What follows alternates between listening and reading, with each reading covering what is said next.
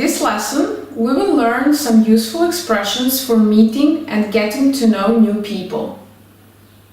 We will revise on our present tenses knowledge and add some new tenses for expressing future, especially future plans and making social arrangements. Let's look at some expressions right now. Listen to rock, hip-hop, jazz. Study economics, chemistry, English.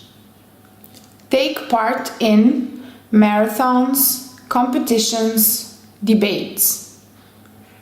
Enjoy running, cooking, swimming.